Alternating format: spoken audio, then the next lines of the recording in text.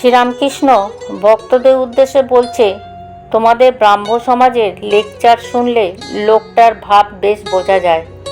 এক হরিসভায় আমাকে নিয়ে গেছিল। আচার্য হয়েছিলেন একজন পণ্ডিত, তার নাম সামাধ্যায়ী।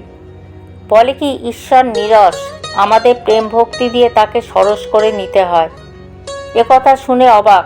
তখন একটা গল্প মনে পড়ল। একটি ছেলে বলেছিল, আমার মামার বাড়িতে অনেক ঘোড়া আছে, এক গোয়াল ঘোড়া। এখন গোয়াল যদি হয় তাহলে কখনো ঘোড়া থাকতে পারে না, গরু থাকাই সম্ভব। এরূপ অসম্ভব কথা শুনলে লোকে কি ভাবে? এই ভাবে যে ঘোড়া টোড়া কিছুই নেই। ঠাকুর বলছেন, দেখো দেখিনি, যিনি রসস্বরূপ তাকে কিনা বলছেন নীরস।